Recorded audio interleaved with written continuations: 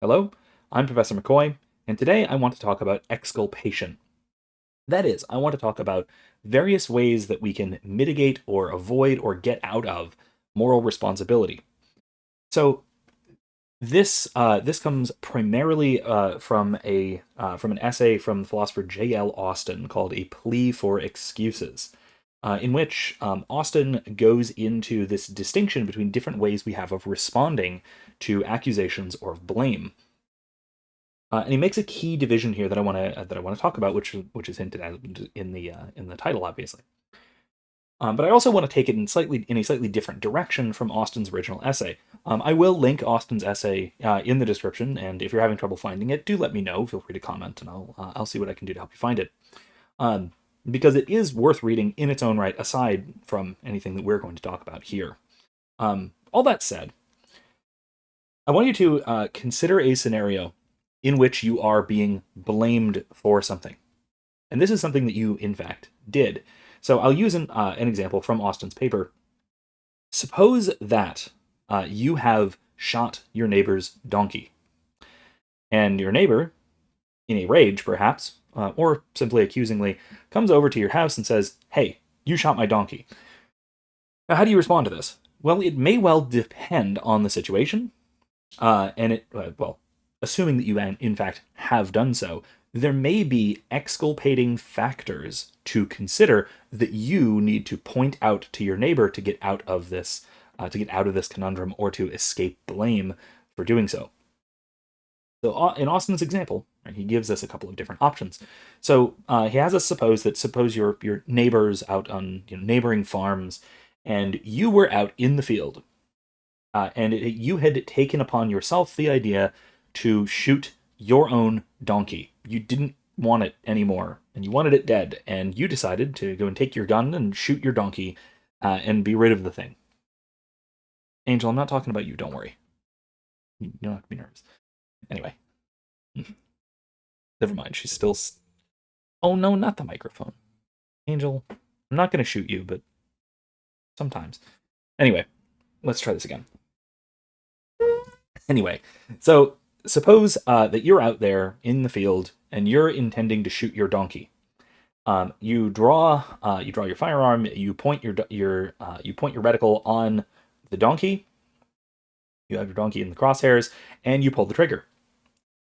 You go over to the donkey to recover the corpse and go send it to the renderer, I suppose, because butchers don't really take donkeys. Only to discover, to your horror, your neighbor's brand on this donkey, finding out that this is not your donkey, but his. In this case, you would be giving, the reason you'd be giving, right? The in this case, excuse, to use the technical term that I'll get into in a moment, is that I thought your donkey was mine, and I intended to kill mine, but I made a mistake, right? And this is the technical term that Austin uses here. I mistook your donkey for mine. I made a mistake. I did something wrong, but I'm not fully at fault for it. I'm giving what's called an excuse. Another version of this might be, suppose I was aiming at my donkey, and just as I go to pull the trigger, my donkey lowers his head, and the bullet whizzes off across our fence onto your property and hits your donkey, shooting it dead.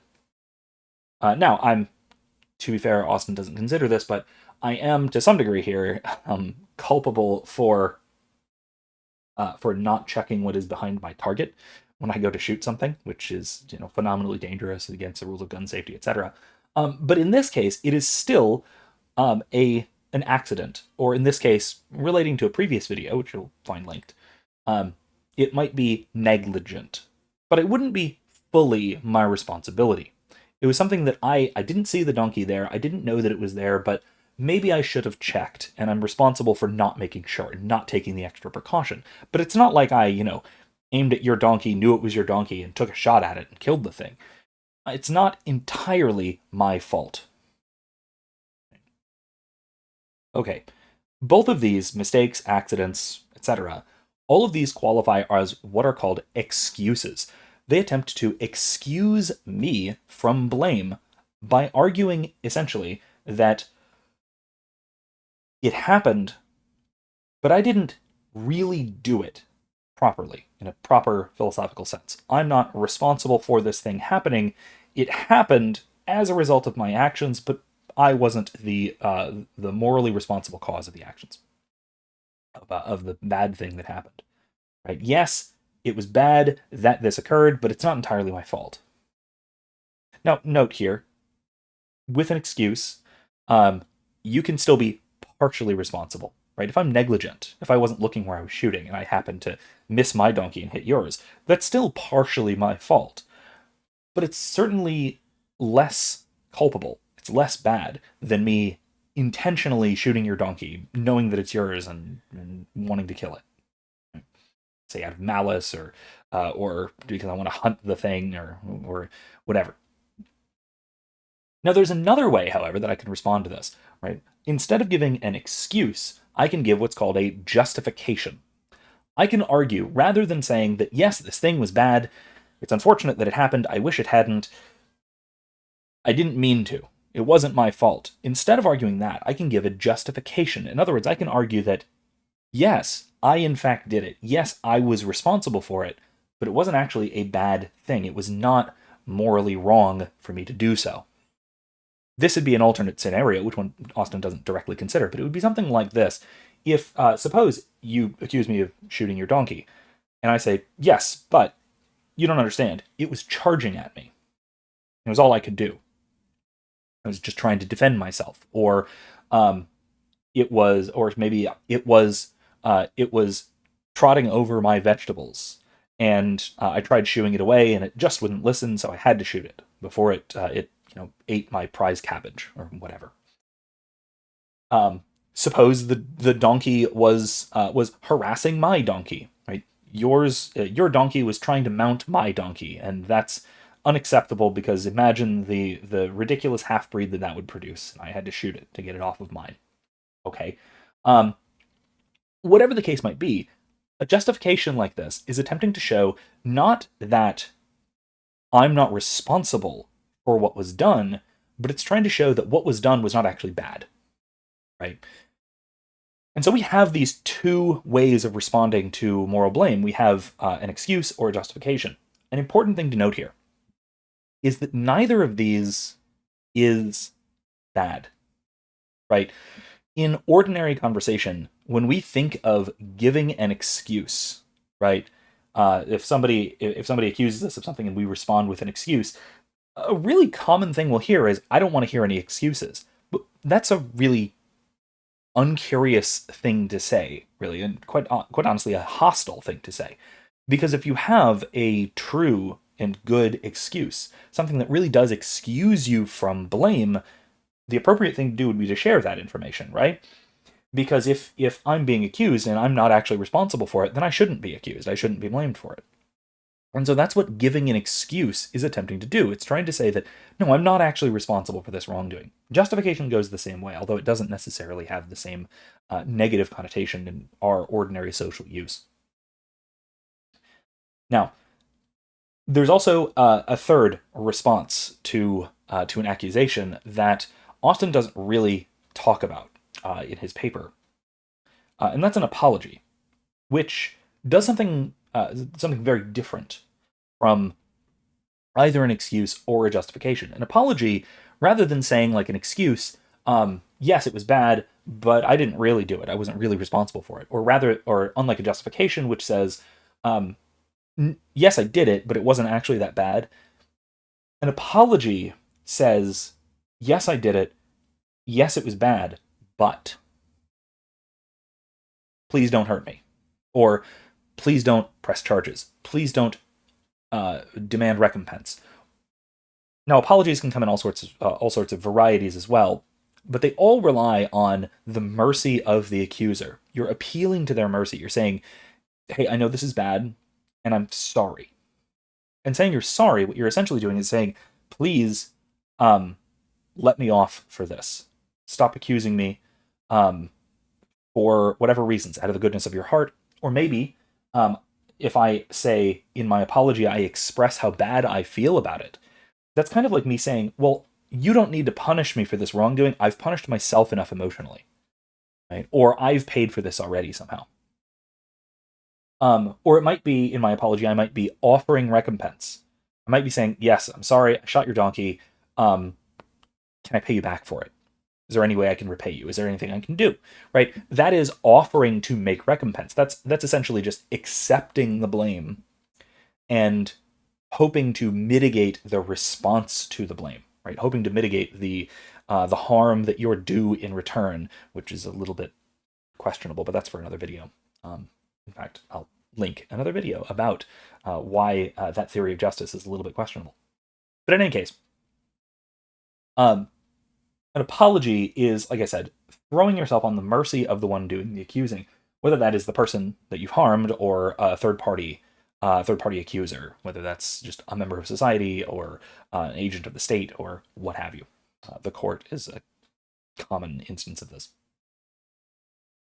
Now, so we have these three, right? These three ways of responding to blame in order to mitigate culpability. We have an apology, which is the most accepting form, and then we also have justifications and excuses. And I lay these out as if they're mutually exclusive, but they're absolutely not, because typically, even a very good excuse is not going to completely alleviate you of moral culpability, of blameworthiness.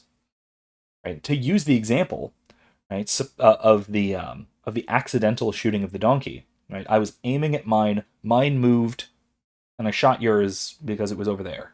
Right? Even that is negligent. And while, yes, I'm not fully responsible for shooting your donkey as if I did so intentionally, I am still responsible for not checking my sight lines when I was shooting. And so I'm still blameworthy for something. So if I only offer that as an excuse, then I would then need to supplement that with either a justification, say, sure, when my donkey moved out of the way, I took due precautions, say, right? I thought I made sure that there was nothing behind there, but your donkey was hiding in the cornfields or something, right? And so I couldn't have known, is what I would be essentially saying. I'd be justifying the rest of it. Or suppose I mistook your donkey for mine, and I shot it thinking that it was mine, but it turned out to be yours. I made a mistake. That doesn't completely alleviate me from responsibility, because I probably should have known that this was your donkey and not mine, even if it had wandered onto my land somehow.